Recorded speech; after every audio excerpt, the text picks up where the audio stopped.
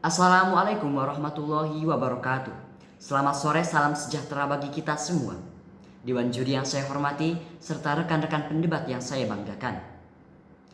Perkenalkan, nama saya Fikar Maulana, saya sebagai tim oposisi dari Madrasah Aliyah Negeri 1 Ciamis. Pertama, saya ucapkan terima kasih banyak kepada tim pemerintah yang telah memberikan argumennya. Dewan juri yang saya hormati, saya sangat tidak setuju dengan pendapat dan argumen yang disampaikan oleh tim pemerintah. Dan saya merasa apa yang dikatakan oleh pemerintah itu kurang jelas, kurang tegas, dan kurang luas. Pertama, saya akan membuka dulu pengetahuan tim pemerintah Dewan Juri yang saya hormati. Apa yang dimaksud oleh kampanye? Menurut Wikipedia Bahasa Indonesia, kampanye adalah sebuah tindakan yang bertujuan untuk mendapatkan pencapaian dukungan. Usaha kampanye bisa dilakukan perorangan atau sekelompok orang yang terorganisir untuk melakukan pencapaian suatu proses pengambilan keputusan di dalam suatu kelompok. Di sini sudah jelas Dewan Juri yang saya hormati bahwasannya kampanye bisa dilakukan oleh perorangan, dan menurut saya tidak ada salahnya kalau politisi kampanye dengan menggunakan jasa influencer. Justru dengan begitu pihak politisi akan sangat diuntungkan. Dewan juri yang saya hormati, tim pemerintah menyebutkan pada alasan kedua bahwasannya dengan kampanye influencer, masyarakat tidak bisa diskusi, tidak bisa berpendapat, dan tidak bisa mengkritisi. Saya katakan Dewan juri yang saya hormati, itu semua salah. Lihat faktanya. Sekarang ini Dewan juri yang saya hormati, di mana suatu masa atau netizen Indonesia bisa lebih mengkreasikan pendapat dan kritikan mereka di media sosial. Bukan begitu? Tidak bisa dipungkiri lagi, sekarang Indonesia sudah bergelut dengan 5.0, di mana semua halayak masyarakat Indonesia dapat mengakses dengan mudah kebijakan politik yang ada. Dewan juri yang saya hormati, kemudian saya akan membidas apa yang dikatakan dan apa yang diargumenkan oleh tim pemerintah. Tim pemerintah tadi menyebutkan tersirat kata dilarang. Menurut Kamus Besar Bahasa Indonesia, kata dilarang adalah memerintahkan seseorang supaya tidak melakukan sesuatu. Berarti secara tidak langsung tim pemerintah melarang atau menyuruh untuk influencer tidak bergerak ke sesuatu. Alasannya kenapa? Influencer adalah masyarakat Indonesia, mempunyai hak, mempunyai kelebihannya masing-masing.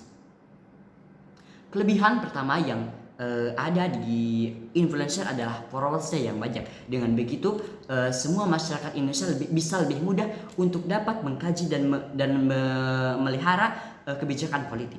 Dan yang kedua,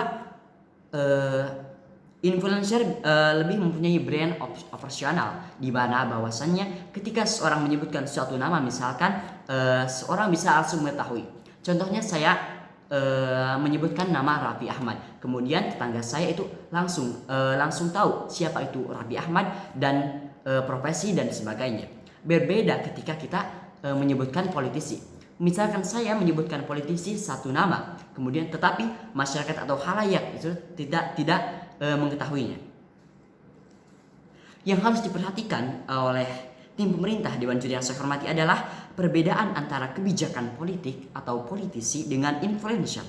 Kebijakan politik adalah suatu materi yang sudah disusun bagus, yang sudah direncanakan sudah matang. Dan kemudian medsos atau influencer adalah hanya suatu alat atau metode. Untuk apa? Untuk mensebarluaskan, untuk mensosialisasikan apa itu kebijakan politik yang disampaikan oleh politisi. Menurut saya, kampanye harus dilakukan secara santai dan lebih mengeluas. Sedangkan kita tahu bahwasannya influencer itu komunikatif karena sudah terbiasa dengan followers-followersnya misalkan, dan penyampaian kampanye harus dilakukan secara santai dan tidak laku. Yang kedua adalah, Dewan Juri yang saya hormati, perbedaan diskursus dan sosialisasi. Tim pemerintah tadi menyebutkan bahwasannya harus diskursus dan harus digarisbawahi bahwasannya influencer atau medsos hanya untuk mensosialisasikan, jadi tidak ada hubungannya dengan kata diskurs. Kemudian Dewan Juri yang saya hormati, justru masalahnya adalah ketika disampaikan oleh pelakunya sendiri atau pelakunya politisi misalkan, kebijakan yang sudah matang, sudah disusun bagus misalkan, itu malah ngambang penjelasannya sehingga membuat bingung halayak publik. Lihat saja pada kasus-kasus kemarin, sama politisi dibuat bingung karena pendapat mereka sendiri itu berbeda.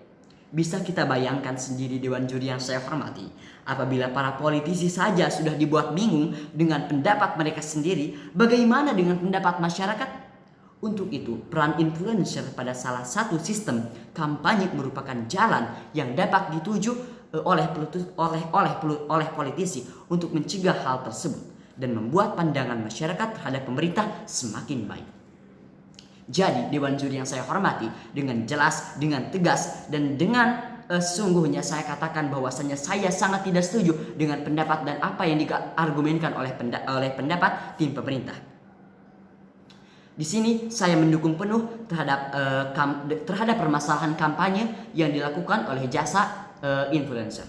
Sekian, wassalamualaikum warahmatullahi wabarakatuh.